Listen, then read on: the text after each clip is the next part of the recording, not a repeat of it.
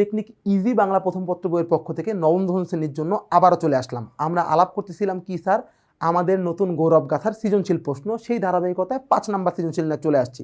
আসেন আমরা যেভাবে পড়তেছিলাম অমনিই পড়বো, একটু সময় নিয়ে পড়ি কিন্তু তারপরে ডিটেলে বোঝেন। প্রথমে উদ্দীপক পড়বো, তারপরে আমরা প্রশ্নটা পড়বো, দেন আমরা আলাপে যাবো উত্তরে। দেখেন এই যে কবিতাটা, এইটা আমার খুব পছন্দের একজন কবির লেখা আর কি, আমার খুবই ফেভারিট। এবং এই কবি খুবই অল্প বয়সে আল্লাহর রহমতে মারা গেছেন। না, এটা আল্লাহর রহমত না, বাট অল্প বয়সে মারা যাওয়ার কথাটা এই জন্য বললাম যে উনি যদি বেশি দিন থাকতেন তাহলে বাংলা সাহিত্যে অন্যান্য কবিদের অনেক কষ্ট হয়ে যেত আর কি। এই কবির নাম সুকান্ত ভট্টাচার্য, মাত্র 21 বছর বয়সে উনি মারা যান এবং দুর্দান্ত একটা কবিতা উনি লিখছেন 18 বছর বয়স নামে। আপনারা এইচএসসিতে গেলে এটা পড়বেন, এটা নিয়ে আলাপ হবে আর কি ইনশাল্লাহ। তো যেটা বলতেছিলাম, এই কবিতাটা উনি লিখছেনই 18 বছর বয়সে, এবং উনি লিখছেন টিনেজ বয়সের যে উদ্দীপনা, যৌবনের যেই ক্ষমতা বা শক্তি, তা উনি উল্লেখ করছেন। আবার আরেকটা কথা দেখেন, আমি একটু বলে নিই, কেন বলতেছি উদ্দীপক বুঝতে সুবিধা হবে। সুকান্ত ভট্টাচার্যকে নজরুলের খালাতো ভাই বলা হয় মজা করে, কারণ উনি নজরুলের দ্বারা অনেক প্রভাবিত ছিলেন। এখন কারণটা কি? নজরুল ইসলাম বিদ্রোহী কবিতা লিখতেন, উনি অন্যায়ের বিরুদ্ধে প্রতিবাদ করছেন, বিদ্রোহী উদ্দীপনা লিখছেন, এই কারণে না স্যার, শুধুমাত্র এইটা কারণ না। নজরুল ইসলাম অনেক যৌক্তিক ছিলেন। নজরুল ইসলাম কখনোই এক পক্ষে কথা বলেন না, উনি যেইটাই নিয়ে বলেন তো ওটা দুই পক্ষে বলেন, ভালো মন্দ দুইটাই বলেন। যেমন একটা বিখ্যাত কবিতা আছে নারী কবিতা, ওই কবিতা নজরুলের দুইটা লাইন আমরা সবাই বলি যে পৃথিবীতে যা কিছু মহান সৃষ্টি চিরকল্যাণকর, অর্ধেক তার করিয়াছে নারী অর্ধেক তার নর, মানে পৃথিবীর সব ভালো ভালো কাজগুলো নারী নর মিলে করছে। পরের দুই লাইন কিন্তু নজরুল লিখছে কিন্তু আমরা বলি না, সেটা কি? পৃথিবীতে যা কিছু পাপ তাপ আর অশ্রু বাড়ি, মানে চোখের পানি, অর্ধেক তার করিয়াছে নর অর্ধেক তার নারী, মানে ভালোটাই খালি নারী পুরুষ করে নাই, মন্দটাও করছে। এইটাই নজরুলের ব্যাখ্যা। সুকান্ত কি স্যার, ও কিন্তু মন্দ ভালো এই কবিতায় দুইটা পার্টি বলছে, কিন্তু এই জায়গাতে মূলত এই জায়গাতে শুধুমাত্র ভালো দিকটাই তোলা হয়েছে উদ্দীপকে। মূল কবিতায় দুইটাই বলা আছে, কিন্তু এই কবিতায় শুধুমাত্র ভালো দিকটাই বলা। আসেন দেখি তারুণ্যের ভালো দিকটা কি। 18 বছর বয়সের নেই ভয়, পদাঘাতে, পদ মানে পা, পদাঘাতে মানে পায়ের আঘাতে, এখানে একটা সন্ধি হয়ে গেছে স্যার, পদ প্লাস আঘাত হয়ে গেছে পদাঘাত, সন্ধি হয়ে। পদাঘাতে চায় ভাঙতে পাথর বাঁধা, ও পাথর বাঁধা 18 বছর বয়সটা পাড়া দিয়ে, মানে পা দিয়েই ধাক্কা ভেঙে দিবে আর কি। এ বয়সে কেউ মাথা নোয়াবার নয়, 18 বছর বয়স জানে না কাদা, বলতেছে এই বয়সে কেউ মাথা নোয়ায় না, এদের ইগো অনেক স্ট্রং থাকে, এবং 18 বছর বয়স জানে না কাদা। এখন আপনি বলেন স্যার আমার বয়স 18, আমিও কান্দি স্যার, তাহলে কেন 18 বছর বয়স কাঁদবে না স্যার? এখানে কাদা বলতে আসলে লিটারেলি কান্না করা বোঝাচ্ছে না, বলছে দুর্বল হওয়া। তারা কখনো হেরে যায় না, তারা একবার হারলে আরেকবার চেষ্টা করে। Clear sir? একটা বয়স পরে মানুষের মধ্যে উদ্দীপনাটা ফুরায় যায়, কিন্তু ইয়াংকালে এটা থাকে স্যার, বুঝতে পারছেন? এবার আমরা আগাই।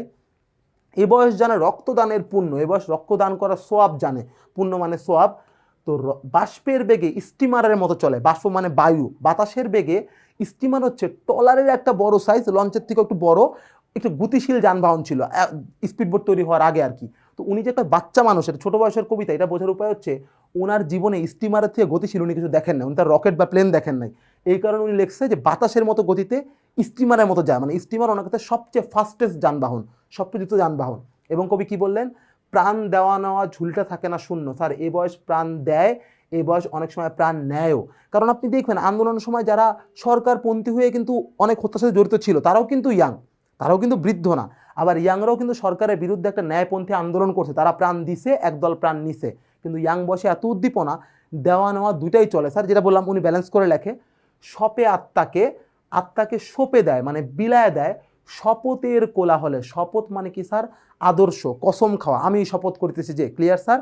মানে কোন একটা আদর্শের ভিড়ে, আদর্শের ভিড়ের মধ্যে ইয়াংরাই, তরুণরাই নিজের আত্মাকে সঁপে দেয়, নিজেকে একদম বিলায় দেয় যে এই আদর্শের বাইরে আমি কোনো কাজ করব না। এই কারণেই একটা আদর্শ প্রতিষ্ঠা করতে যেয়ে ইয়াংরা গুলি খাইতে পারে, ইয়াংরা মারাও যেতে পারে আর কি, কারণ আদর্শই তাদের কাছে সবচেয়ে বড় হয়ে যায়।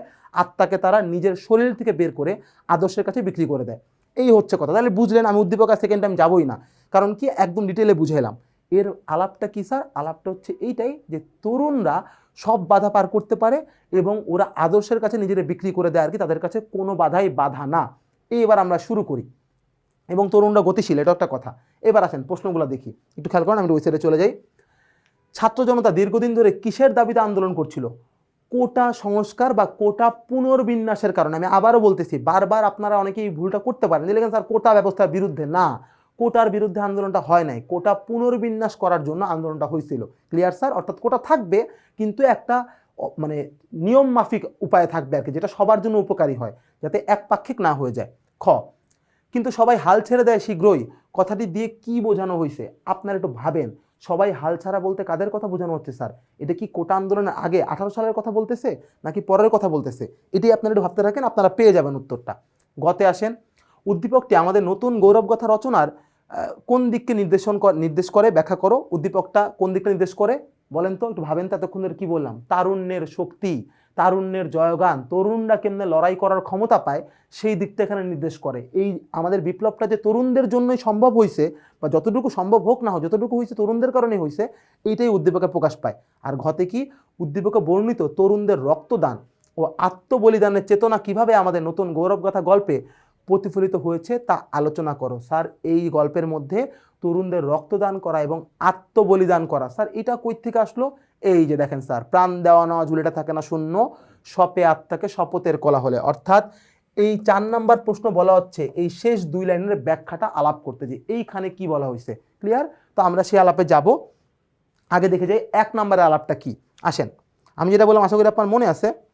আচ্ছা, তার মানে আমরা চলে যাব স্যার ও পাশে, চলেন।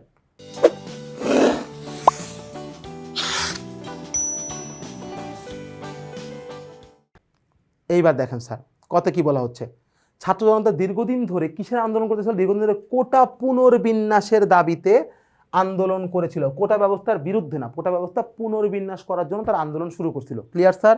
চমৎকার, যেটা শুরুতেই বললাম। এবার খ দেখেন, ছাত্র জনতার আন্দোলনে বিজয় নিশ্চিত বিস্তৃত করে সরকারি দলের দুর্দর্শ বাহিনী হাল ছেড়ে দেয় শীঘ্রই, এই কথাটা বলা হয়েছে। এইবার বুঝছেন স্যার, এটা কিন্তু 18 কোটা আন্দোলন বলা হচ্ছে না, বা ছাত্ররা হাল ছেড়ে দেয় সেটাও বলা হচ্ছে না। রাষ্ট্র ব্যবস্থার যে গুন্ডারা তারা হাল ছেড়ে দিয়েছিল, যে ছাত্র জনতা যেইভাবে পুঞ্জীভূত হচ্ছে, তারা যেভাবে লড়াইয়ের দিকে নামতেছে, এদের সাথে লড়াই করে মনে হয় না আর পারা যাবে। এই চিন্তা থেকেই কিন্তু সরকার দলের যারা বাহিনী তারা, বা দুর্দর্শ বাহিনী, দেখেন লিখছে দুর্দর্শ লিখছে আর কি। আমি এখানে দুর্দর্শ না বলে বাক্যটারে আরেকটু অন্য চোখে দেখবো, এটাকে আমি দুষ্কৃতিকারী বা দুর্বৃত্ত হিসাবে দেখবো স্যার। ক্লিয়ার? দুর্বৃত্ত মানে বৃত্তের বাইরে আর কি। ওকে, বৃত্ত মানে শৃঙ্খলা বা সাইকেল। আমার খারাপ হাতের লেখাকে অ্যাভয়েড করেন, দুর্বৃত্তটা বুঝে নেন স্যার। ওকে, তো আমি একটু সাইডে আনি, লেখা কি যাচ্ছে? কেন যাচ্ছে না স্যার? আচ্ছা স্যার 1 মিনিট। আচ্ছা, এই জায়গাটাকে আপনারা একটু খেয়াল করবেন। এই জায়গাটাকে আমরা মানে দুর্বৃত্তর দিকে যাব, এটা তো হ্যাঁ। আবার বলতেছিলাম বাজে হাতের লেখাকে অ্যাভয়েড করে। ওকে স্যার, এইবার আমরা যেটা বলতেছিলাম, এখনো মনে ঠিক মতো দেখা যাচ্ছে কিনা জানি না আর কি। এবার দেখেন, তো যেটা বলতেছিলাম হাল ছেড়ে দেয় শীঘ্রই কথাটা বলা হয়। এইবার আমরা একটু সামনের দিকে আগাই। বলতেছে এখানে যে শুরুতে তারা সাধারণ মানুষের উপর বাধা ও দমন পীড়ন চালিয়ে আন্দোলন থামাতে চেয়েছিল, কিন্তু কারফিউ, ভয়ভীতি বা শক্তি প্রয়োগ করেও যখন মানুষের ঢল থামানো যায়নি, তখন পরিস্থিতি তাদের নিয়ন্ত্রণের বাইরে চলে যায়। ঢাকা শহরের চারদিক থেকে মানুষ গণভবনের দিকে এগিয়ে আসতে থাকে। এবং স্যার কোথায় গেলাম? ক্রমে আন্দোলনের শক্তির কাছে তারা অসহায় হয়ে পড়ে এবং শেষ পর্যন্ত প্রতিরোধ গুটিয়ে নিতে বাধ্য হয়। অর্থাৎ জনতার এত ভিড় দেখে রাষ্ট্র ব্যবস্থা যে পারে নাই, সেটাই এখানে বলা হয়েছে যে হাল ছেড়ে দেয় শীঘ্রই, তারাই হালটা ধরে রাখতে পারে নাই। ওকে স্যার, এইবার আমরা সামনের দিকে আগাই। দেখেন গতে কি বলা হচ্ছিল, মনে করে দেখেন যে উদ্দীপকটা কোন দিককে নির্দেশ করে। ক্লিয়ার? এই দেখেন কি বলতেছে, উদ্দীপকটা আমাদের নতুন গৌরবগাথা রচনার তরুণ সমাজের, আমি আগেই বললাম ওই উদ্দীপকটা তারুণ্যের জয়গান নিয়ে লেখা। তো তরুণ সমাজের অকুতোভয় সাহস, নিঃস্বার্থ আত্মত্যাগ ও বৈপ্লবিক চেতনাকে নির্দেশ করে। অর্থাৎ যে এই বিপ্লবের যে চেতনা, ওইটাকে তারা নির্দেশ করে আর কি, যে উদ্দীপকের মাধ্যমে। কারণ উদ্দীপকে তরুণদের জয়গানই গাওয়া হয়েছে। এবার আমরা একটু অনুধাবন অংশটা পড়বো, বেশি রিডিং দিব না। আমাদের নতুন গৌরবগাথা রচনায় জুলাই অভ্যুত্থানের সার্বিক চিত্র তুলে ধরা হয়েছে, যেখানে শিক্ষার্থীদের ছোট একটা দাবিকে কেন্দ্র করে কিভাবে একটি বড় আন্দোলন সংগঠিত হয়েছিল তার সম্পূর্ণ তথ্য পাওয়া যায়। শিক্ষার্থীদের যৌক্তিক দাবিকে উপেক্ষা করে যখন তাদের উপর অমানবিক নির্যাতন ও গুম খুন করা হয়, পরবর্তী সময়ে শিক্ষার্থীদের ডাকে সাড়া দিয়ে দেশের সমস্ত মানুষ রাস্তায় নেমে আসলে জনগণের চাপে পড়ে সরকার প্রধান দেশ ছেড়ে পালিয়ে যান। এইবার খেয়াল করেন স্যার, এই অনুধাবনের জায়গায় বারবার শিক্ষার্থী শিক্ষার্থী শিক্ষার্থী কেন স্যার? কারণ এইটা তরুণের জয়গান, তরুণদের কারণে আন্দোলনটা হয়েছে। উদ্দীপকও এটা বলা, এখানেও এটা বলা। তার মানে আপনি এখানেই দেখেন 18 বছর বয়সে দুর্বার অদম্য তারুণ্যের মহিমাকে তুলে ধরেছেন। আমাদের প্রবন্ধ তাই হয়েছে। তার মানে এই দুইটা দিকে মিল আছে। এইভাবে করে আপনি উত্তরটা লিখলেই সেটা পারফেক্ট হয়ে যাবে স্যার। ক্লিয়ার? বুঝতে পারছেন? ওকে, চমৎকার। আমি আর রিডিংয়ে গেলাম না গ নাম্বারে। এইবার ঘতে আসেন। ঘতে কি বলা হয়েছিল একটু খেয়াল করেন। ঘতে একটা উদ্দীপকের 2টা লাইন নিয়ে আলাপ করা হয়েছিল স্যার। ওকে, একটু দেখবেন সেই লাইন দুটা কি। এই যে দেখেন, সূর্য উঠবে নতুন ভোরে, কাটবে আধার রাতি, আমরাই হব আগামী দিনের মুক্তির ধ্রুব সাথী। এই আলাপটা করা হচ্ছে স্যার এইখানে। না স্যার, একটু ভুল হইলো, আমি ভুল প্রশ্ন চলে গেছি স্যার। একটু 5 নাম্বার প্রশ্নের দিকে স্যার। এই যে স্যার একটু লেট হয়ে গেল, দুঃখিত স্যারেরা, একটু খেয়াল করবেন স্যার।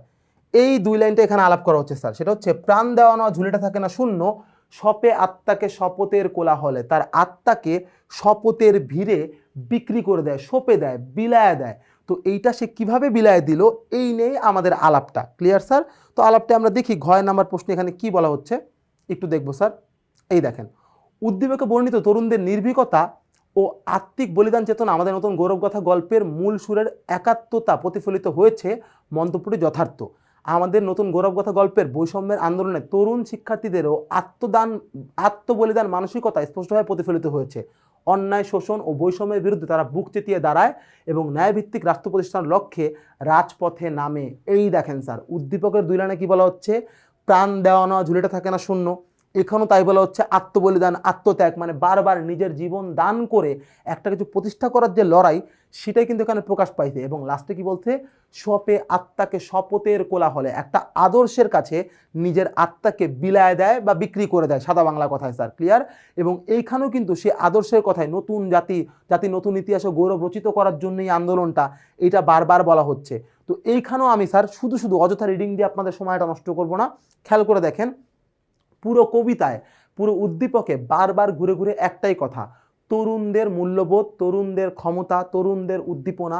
সুতরাং আপনারা যদি এই তারুণ্যের উদ্দীপনার বিষয়টা এবং প্রবন্ধের ইতিহাসটুকু, এই দুটো জিনিসকে মিলায় গ আর ঘতে লিখতে পারেন স্যার, তাহলে ইনশাল্লাহ আপনাদের এই প্রশ্নে শিওর শট ভালো নাম্বার আসবে। খুবই সহজ একটা প্রশ্ন, এবং আমি বলবো ইম্পর্টেন্টের তালিকায় এই ধরনের প্রশ্নগুলো, মানে আগের সৃজনশীলগুলোর তুলনায় এই সৃজনশীলটা একটু বেশি গুরুত্বপূর্ণ বলে আমার কাছে মনে হয় স্যার। ক্লিয়ার? তো আর ব্যাখ্যায় যাব না স্যার, এ পর্যন্ত থাক। আপনার সাথে নেক্সট দিন দেখা হবে আবার 6 নম্বর সৃজনশীল নিয়ে। সে পর্যন্ত ভালো থাকবেন।